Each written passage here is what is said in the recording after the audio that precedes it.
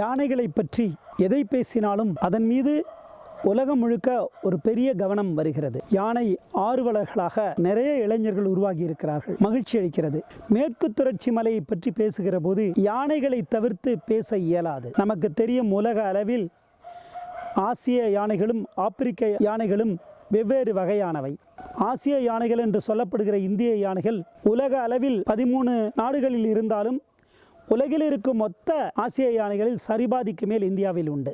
இந்தியாவில் உள்ள யானைகளில் 43 விழுக்காடு யானைகள் மேற்கு தொடர்ச்சி மலையில்தான் இருக்கிறது. அண்மையில் நடந்த கணக்கெடுப்பின்படி இந்தியாவில் ஏறக்குறைய 27,800 யானைகள் இருக்கலாம் என்று மதிப்பிடப்பட்டிருக்கிறது. அவற்றில் 11,800 யானைகள் மேற்கு தொடர்ச்சி மலையில் தான் உள்ளன. அவற்றில் கர்நாடகத்தில் சற்றேறக்குறைய 6,050 யானைகளும், கேரளத்தில் 3,050 யானைகளும், தமிழகத்தில் 2,760 யானைகளும் உள்ளதாக மதிப்பிடப்பட்டிருக்கின்றன. இந்த மதிப்பீடுகளின்படி பார்த்தால் உலகில் அதிக எண்ணிக்கையில் ஆசிய யானைகள் வாழும் இடமாக மேற்கு தொடர்ச்சி மலை இருக்கிறது. இந்த மலைக்கு பல 100 ஆண்டுகளுக்கு முன்பாகவே இந்த மலையில் பல இடங்களில் யானையின் வருகை பதிவு செய்யப்பட்டிருக்கிறது. நாம் பெயர் கேள்விப்பட்டிருக்கிறோம். ஆனைமலை என்று பெயர் சூட்டியிருக்கிறோம். உம்பர்காடு என்று பெயர் சூட்டப்பட்டிருக்கிறது. குஞ்சரான் மலை என்று இங்கு இடம் உண்டு.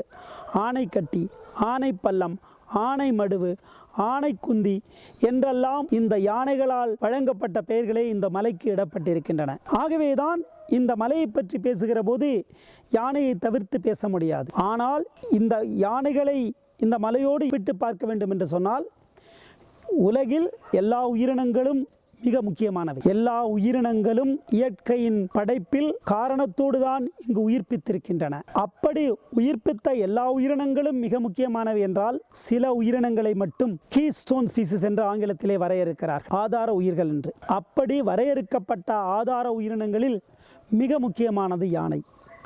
நமக்கு காடு வேண்டும். இந்த மேற்கு தொடர்ச்சி மலை காடுகள் தான் நமக்கு தண்ணீரை தருகின்றன, நமக்கு காற்றை தருகின்றன. நமக்கு தெரியும் அது. நமக்கு காடு வேண்டும், நம் காட்டுக்கு யானைகள் வேண்டும். யானைகள் இல்லை என்று சொன்னால் இந்த காட்டின் உயிர்ச்சூழல் பாதிப்புக்குள்ளாகும்.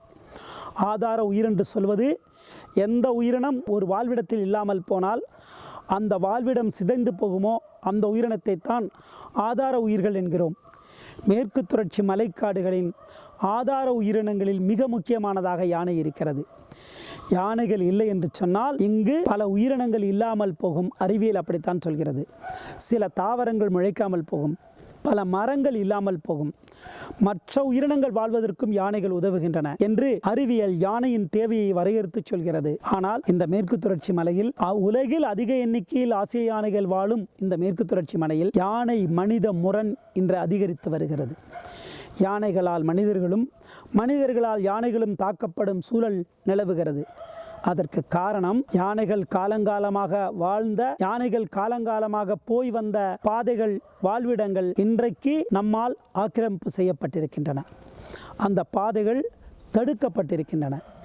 ஆகவே அந்த பாதைகளை இழந்த யானைகளும் காட்டில் தமக்கான உணவாக இருந்த பல தாவரங்கள் குறைந்து போனதனாலும் தனக்கு முக்கிய உணவாக இருக்கிற புல் முளைத்த இடங்களிலெல்லாம் களைச்செடிகள், லென்டனா கேமரா எனும் உன்னிச்செடி போன்ற களைச்செடிகள் பரவியதாலும் உணவு பற்றாக்குறை ஏற்பட்டு தவிர்க்க முடியாமல் யானைகள் காட்டை விட்டு வெளியே வருகின்றன.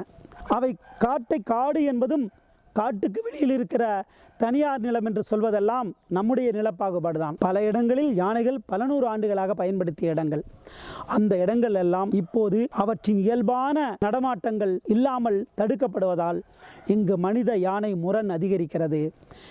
யானை மீது மனிதர்களும், மனிதர்கள் மீது யானையும் வன்மம் கொள்வது என்பது இந்த உயிர் சூழலுக்கு பெரிய பாதிப்பை ஏற்படுத்தும்.